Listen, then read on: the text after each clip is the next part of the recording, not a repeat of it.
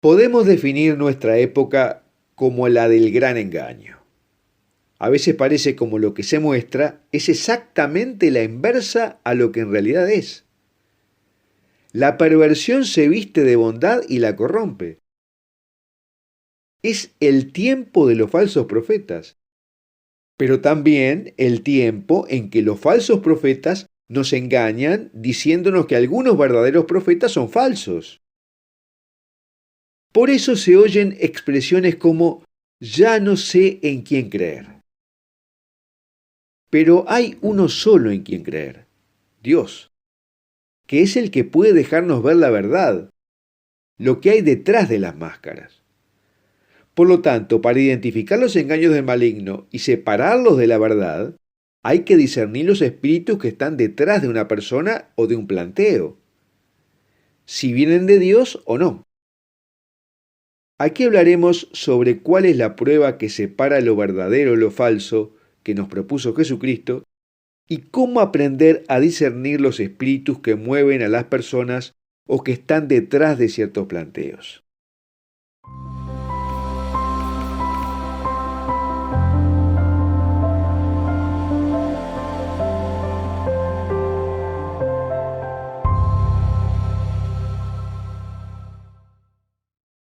Antes de comenzar te recuerdo que en la descripción de este video encontrarás los links al texto de lo que hablamos aquí, a nuestro canal de Telegram que tiene materiales que no pueden circular en las redes principales y a la newsletter de Foro de la Virgen María, donde encontrarás materiales exclusivos y de alta calidad que no encontrarás en otro lado.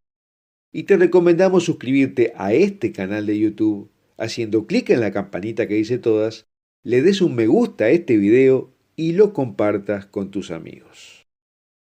Ahora, vivimos tiempos de engaños masivos, en que se nos pueden presentar personajes con todas las credenciales de cosa buena, y si nos dejamos llevar por esas credenciales, nos podemos equivocar, con consecuencias trágicas para nosotros y para los demás que arrastramos.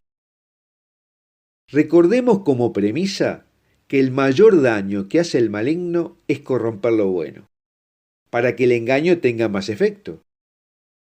Antes que nada, él trata de desviar a quien tiene todas las credenciales, a través de la soberbia, el poder, el dinero, los placeres de la vida, etc. Porque eso es mucho más creíble que tratar de darle las mejores credenciales a alguien que inicialmente no las tiene. Pero para detectar la verdad, Jesucristo nos dio un método que es infalible. Jesús dijo a sus discípulos, tengan cuidado de los falsos profetas que se presentan cubiertos con pieles de oveja, pero por dentro son lobos rapaces. Por sus frutos los reconocerán. ¿Acaso se recogen uvas de los espinos o higos de los cardos? Mateo 7:15. Aunque el árbol parezca una vid, si no da uvas, no lo podemos considerar una vid.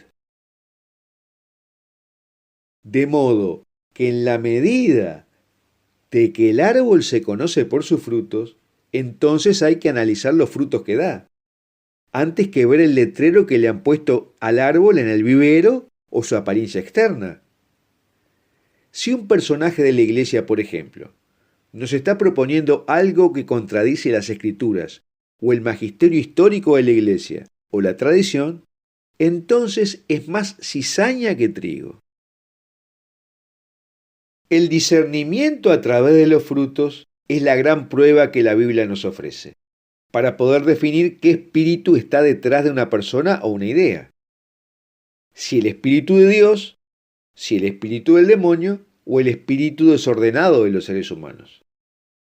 Esto es lo que nos permite decir, este tiene todas las credenciales, pero sin embargo hay algo que no me suena. O concluir, estas credenciales son correctas porque los frutos que da son buenos, por lo tanto tiene toda mi confianza.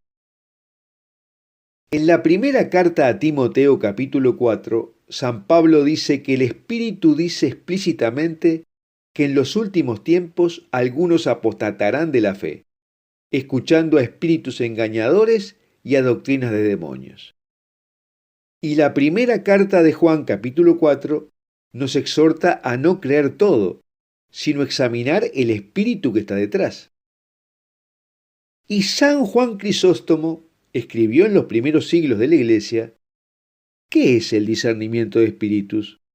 El saber quién es espiritual y quién no lo es, quién es profeta y quién engañador. Por lo tanto, el don de discernimiento de espíritus es uno de los dones más necesarios hoy. El mandato de Jesús de que seamos prudentes como serpientes e inofensivos como palomas, en Mateo 10:16, implica que debemos desarrollar la capacidad de detectar las motivaciones y los espíritus que las motivan. Y este don de discernir espíritus será cada vez más importante a medida que nos acerquemos al final de esta era, porque el engaño será el sello distintivo de estos tiempos peligrosos. ¿Y cómo funciona el discernimiento? El discernimiento de espíritu funciona un poco como un contador Geiger que mide la radiación. Es un sistema de detección espiritual que mide realidades espirituales que no son aparentes a los sentidos naturales. Por ejemplo, Eva no se dio cuenta de que la voz que oía procedía del maligno cuando le ofreció la fruta, porque no se detuvo a discernir la voz que le hablaba, si era la voz de Dios o era engañada por Satanás. Y finalmente cometió el pecado original de toda la humanidad. De modo que el discernimiento de espíritus es la habilidad otorgada por Dios para reconocer la fuente de los espíritus, ya sea que provengan del Espíritu Santo, de espíritus angélicos, de espíritus demoníacos o de espíritus humanos individuales que están detrás de diferentes manifestaciones o actividades o personas. A veces el don del discernimiento es un conocimiento que puede sentirse similar a un instinto visceral, pero no se origina entre nosotros. Si sentimos que hay orgullo, o perversión, o cualquier otra forma de maldad, nuestro espíritu se sentirá incómodo. Y es posible que no sepamos exactamente qué es lo que está mal con una persona o su mensaje. Pero sentiremos el peligro y reconoceremos la advertencia de estar en guardia. ¿Y cómo lo hacemos?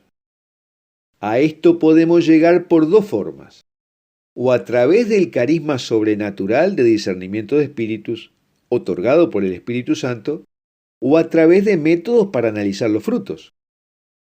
Habitualmente ambas cosas se apoyan. Por un lado, podemos pedir a Dios que nos dé el carisma de discernimiento que Él nos podrá otorgar en forma ocasional o en forma más o menos permanente. Este carisma, como todos los dones del Espíritu, puede ser cultivado mientras pasas tiempo dialogando con el Espíritu Santo sobre lo que está sucediendo en tu vida diaria, en la iglesia y el mundo. Él te guiará mientras mantienes una conversación constante con Él. Este discernimiento es inseparable de la oración, porque necesita la comunicación con Dios. Y es inseparable de las Escrituras, del magisterio histórico y de la tradición de la Iglesia. Es más que un sentido común, es usar la razón dirigida por la fe. Pero como no sabemos si en un momento está totalmente activo, o si nuestras aversiones y apegos nos están jugando una mala pasada, entonces siempre es bueno utilizar un método objetivo para determinar el discernimiento de los frutos. Y además, el resultado de mostrar los frutos objetivamente es más convincente para los demás que afirmar que yo siento o Dios me dice que esto es bueno o viene de Dios, o que esto es malo y viene del demonio o de la carne. La forma más común en que el Espíritu nos habla, cuando le preguntamos, es a través de inspiraciones que nos surgen en la mente y de los hechos que se nos presentan en la vida. Aunque también hay formas extraordinarias, como algún tipo de visión, alguna convicción súbita, algún sueño, o signos que confirman o disconfirman lo que pensamos y que aparecen de repente sin que los hayamos pedido. ¿Y qué método objetivo podemos usar para discernir? Podemos guiarnos por 5 principios rectores. Primero, atenerse a los datos. Expone ordenadamente todos los hechos que están interviniendo en el problema, o sea, una fotografía de la situación, y plantea a Dios tus dudas y temores. Segundo, que tu amor a Dios eduque tu razón, o sea, que la primera meta debería ser hacer la voluntad de Dios. Lo conocido y seguro es la palabra de Dios en la Biblia, la tradición y el magisterio de la Iglesia. Y por lo tanto debemos analizar los hechos de acuerdo a los mandamientos y advertencias de Dios. Tercero, corazón blando, pero pensamiento leal a Dios. Esto significa tener un corazón misericordioso con los problemas humanos y los sufrimientos de la gente, incluso los nuestros, pero a su vez ser leal a la voluntad y a la acción del Señor. Cuarto, deben alinearse todos los signos para que el discernimiento sea correcto. Deben alinearse 7 signos: la Escritura, la enseñanza de la Iglesia, la razón humana, las circunstancias, nuestro conocimiento de lo correcto y lo incorrecto, la inclinación personal o instintos y la oración. Quinto, pregúntale a Dios si has hecho un análisis correcto. Y tómate tu tiempo para que Dios hable antes de realizar el juicio y tomar una decisión. Quizás no te conteste en lo inmediato.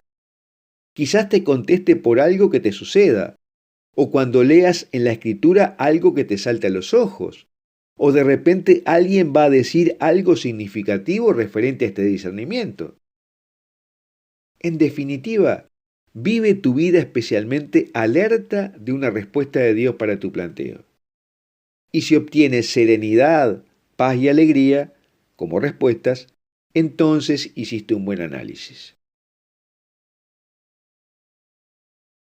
Bueno, hasta aquí lo que queríamos contar sobre cómo realizar el discernimiento en este final de los tiempos, en que será difícil distinguir el trigo y la cizaña, y el demonio intentará engañarnos de varias maneras.